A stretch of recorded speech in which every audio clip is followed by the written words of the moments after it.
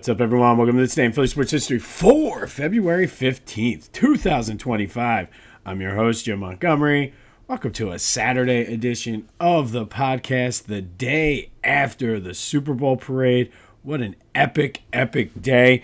Hopefully all of you got home okay. I think the biggest downside from us was all of the planning I had with parking in the parking garage and everything did not take into account the sheer volume of people that were downtown. So we still ended up waiting almost 2 hours in the parking garage to get home. But obviously, once we got out, traffic had lightened up a little bit, and it didn't take long to get home. But what a day. I will get more into the parade recap here in a minute, but it was an awesome day. Great to spend it with my people. Really, we set up at Love Park. But overall, good day. I'll recap that here in a minute. But first, some quick housekeeping notes. Be sure to follow me on social media. Jimbo_Mont on Twitter and TikTok. At Philly Jimbo on Instagram. Subscribe to the YouTube channel, Jimbo_Mont. Continue to spread the word as we grow this thing. Couldn't get the tech, was just not an option really where we were set up and with what was going on. So I didn't really get any good content from the parade. A few good pictures, though, which I'll get into. And then also be sure to check out my boys over at the On Pattison newsletter. Great Philadelphia sports coverage. Great. They do a great job with the Phillies and with Philly season coming up. It's definitely a must read. So go subscribe to them, get it delivered right to your inbox. You can go to their site. Everything's on there. Good content going on from the guys at On Pattison. All right, so we have some questions of the day to recap here. And first and foremost, let's go back to Thursday. I had asked you and was talking about the A.J. Brown situation where he was like, I'm ready to go back to work. And I asked you if you had an issue or a problem with that. 89% of you said no, you do not have an issue with it. But the 11%, I still am dying to know what the issue is and why this is a concern that AJ wants to get back to work. We celebrated yesterday. It's time to get back to work and bring home another one. Like, I don't get it. So if somebody out there can explain to me why AJ wanting to get back to work is an issue, I'm all ears. And then yesterday, I did ask, lots of talk about this 2024 defense. Posting this on parade day was probably not the smartest thing. I asked which defense was better, the 1991 team or the 2024 team. 100% of the people that voted said it was the 2024 team. Hard to get an argument out of there. Where we were posted up, we were able to see the video board that they were replaying the Super Bowl, and that was just a dominant performance. Yes, the 1991 team was dominant. They were number one across the board. But, man, I love that 1991 team. And like I said yesterday, you'll be hard-pressed for me to make a strong argument for that 91 team after re-watching the Super Bowl yesterday. Whew, man, that was a dominant team. But thank you, as always, for participating in the question of the day. There will be another one here later in the show. All right, so a couple quick little final things on the Eagles. I did see a great hoodie, and Jalen's always talking about the main thing is the main thing. And this guy had an all-white hoodie, which is a very ballsy decision to go to the parade in, but it was written in Kelly Green and it said the main thing just became the main thing. I love it. Would love to get my hands on that hoodie. And then I saw this stat too. The 145 points that the Eagles scored in the postseason, that is an NFL record for postseason. So much for the offense being one-dimensional and Jalen not being able to throw and pass and all that other thing. As he said, the main thing became the main thing. All right, so the parade was a lot of fun. We got down there. People were we stayed over, and people were starting 5:30. I got woken up by Eagles chants on Market Street. Amazing. Absolutely love that. And I think the fact that everybody was warned. So, I mean, there was a ton of people. So we were kind of deciding where to set up shop. We looked over in Love Park, and it seemed like it was open for like a space for the kids to run around and everything like that. And it was great. We got over there to the ping pong tables, dropped our stuff. The kids had the grass to play in. We could see the parade coming down South Penn Square and then shooting down the Parkway. So we got to see it kind of twice, which was an awesome, awesome vantage point. Like I said, the kids absolutely loved it. My daughter was like, "This is the greatest day of my life. I saw Jalen, I saw Jason Kelsey's face, and I saw the trophy, saw Saquon." Like, it was just so, to me, that all of the 2 hours in the parking garage and getting down there and being stuck in traffic, picking up my wife from work to go to the hotel, having to go down this morning after I record this to pick up her car at Penn. Well worth it for Ella's reaction, and really the fact that she's like, "This is the greatest day of my life," is just an awesome, awesome feeling. We came home. She wanted to watch the speeches.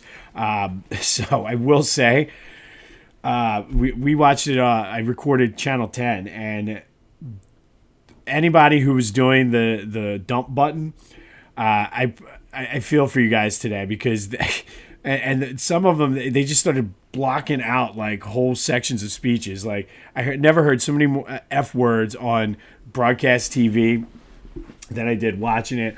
But it was awesome.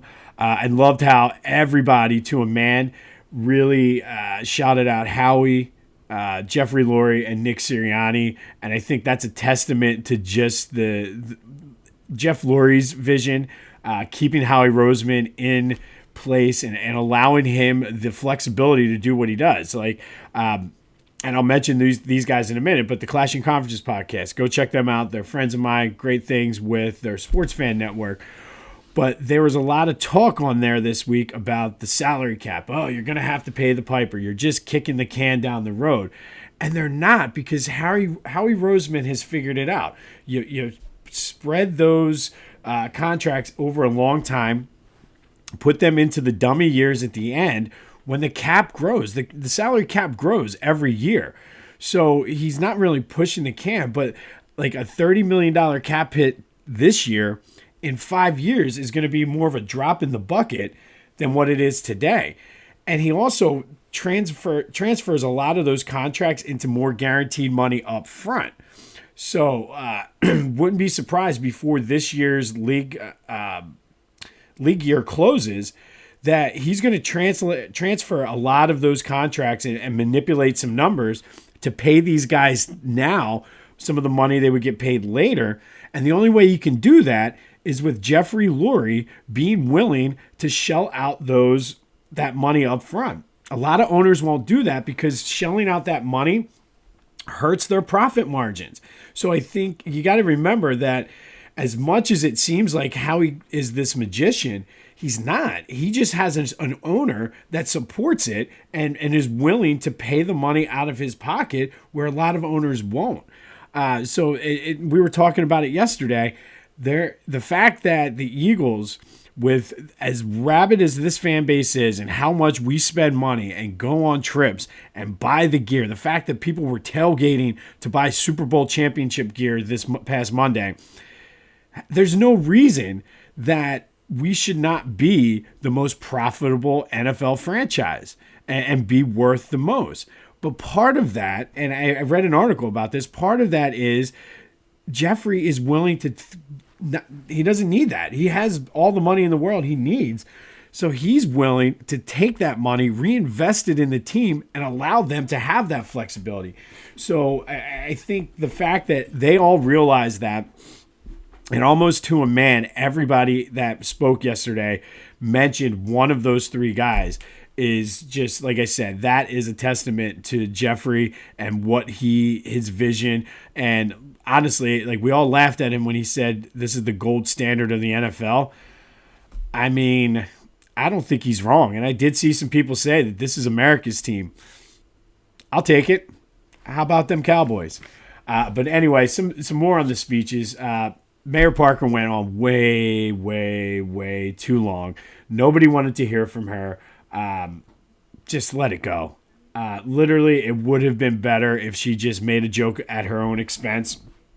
Hey, I spelled the Eagles wrong. Ha ha ha ha. And we won the Super Bowl. I'll never spell it right again. That would have been it. But I get what she was trying to do, but man, nobody wanted to hear from you, Mayor Parker. Sirianni, I was shocked. I thought he was going to kind of go on and on and on, but he was short and to sweet and to the point in his message. I really like this. You can't be great without the greatness of others, and that was really, excuse me, and that was really him shouting out his players and giving them the time to shine and kind of live in the moment for them. So I thought that was good. Howie with the line of the day, I bleed for this city, after he got hit with a beer and had the gash on his forehead. Only in Philly. Jalen Hurts had the Love Hurts hoodie, which I love. I like if we were in Love Park, and so Nike put the Hurts part next to the Love Park statue and the little Nike, the Jordan symbol. It was awesome. I gotta track down that hoodie. So if anybody knows where I can get one of them, I don't know whether it's going to be on the Nike website or what.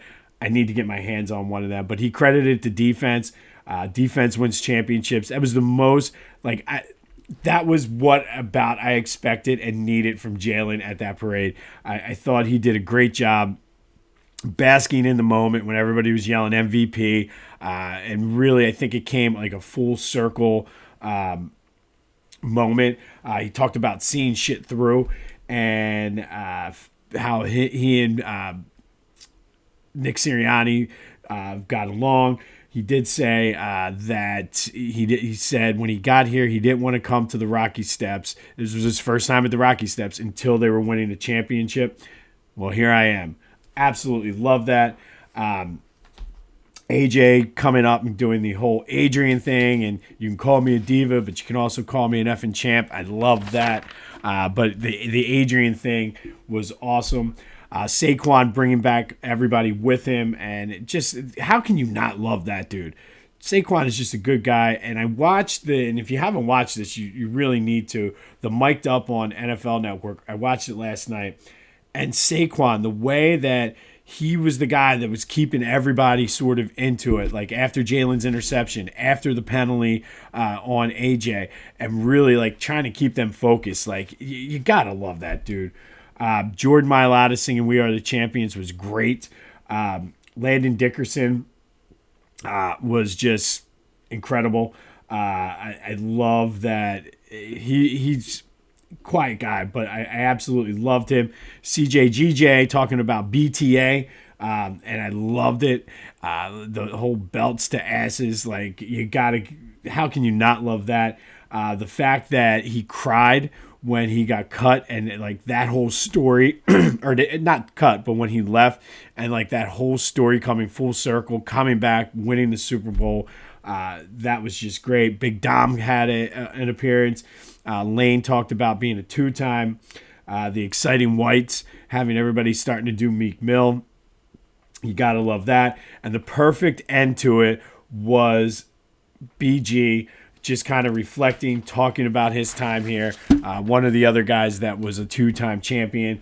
No real clue on what it meant, but it was, if I had to pick, I really think he's leaning toward retiring because a lot of his speech centered around how much he grew up here in Philly, how you could see he was kind of talking about the relationship, how it wasn't that great in the beginning, but overall, what a great day. Great celebration. Can kind of finally breathe now and let things sort of soak in and just really enjoy it for a couple weeks before we honestly are turning the page and starting to look toward free agency and getting ready for the draft. But what a day. What a team. Eagles fans are just incredible. Absolutely incredible. This team is incredible. As Jalen said at one point in one of his interviews, talking about how winning is addicting. Now that I have two, I want three. I need three. So looking forward to defending the crown next season. I mentioned Clashing Conferences. Go check them out wherever you can get your podcasts as well as on YouTube. go to check out Philly Goat. They already have the Howie Roseman I Bleed for This City shirt up. Like, you can't, like, I can't with them. Like, they are absolutely incredible. So go to Philly Goat, use that promo code Jim Montgomery, all one word, to take 10% off your order. That's phillygoat.com. Promo code Jim Montgomery to take 10% off your order.